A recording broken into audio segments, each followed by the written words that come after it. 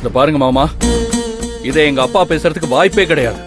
ஒரு நாள் எங்க அப்பா இப்படி சொல்ற ஆளே கிடையாது. ஐயா இத்தனை பேர் நின்று வருஷ கட்டி சொல்லிக்கிட்டே இருக்கிறோம். அதுக்கப்புறமா இவர் என் அப்பா சொல்லல, என் அப்பா சொல்லலன்னா இவர் பேசுறது கொஞ்சமாச்சு நியாயமா இருக்குதா? இல்ல, நான் தெரியாம தான் கேக்குறேன். ஏன் தங்கச்சி பாவம், அவளோட மாப்பிள்ளை குடும்பம் நல்லா இருக்கணுமே நினைச்சு ஒரு நல்ல காரியத்தை செஞ்சிருக்கிறா. அவளுக்கு தாராள மனசு, அதுக்காக அவளை பாராட்ட வேணாம். ஆனா எதிர்மறையா அப்படியே வார்த்தையால சவுக்கால அடிக்கிற மாதிரி அவளை போட்டு சவுட்டுனா அதுக்கு என்ன அர்த்தம்? பாருங்க, தயவு செஞ்சு கொஞ்சம் பேசாம இருங்க.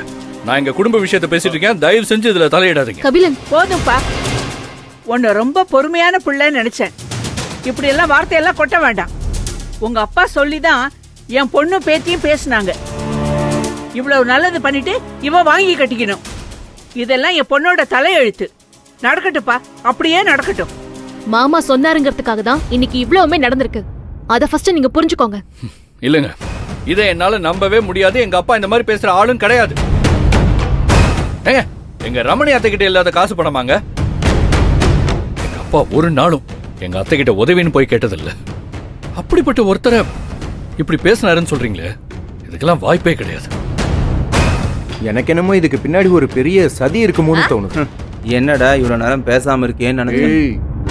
அவட விடுற மாப்ள, மாவியா இட்லியா திங்கிற பைய. ஆனா ஒரு விஷயம் சொன்னாம் பாரு, சதீன்னு. இப்போ பேசினாள் யாரோ அவரையே கூட்டம் வந்து நிக்க வச்சு கேட்டோம்னா சாயம் வெளுத்துருச்சுங்கிற மாதிரி என் தங்கச்சி சொல்றது உண்மையா பொய்யாங்கிறது எல்லாருக்கும் தெரிஞ்சிரும்ல.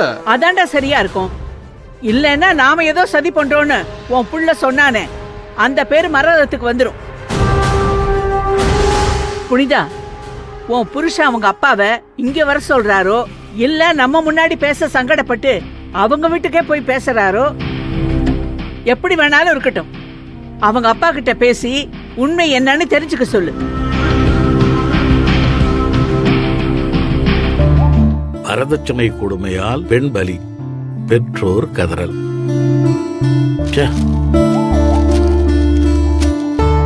என்னப்பா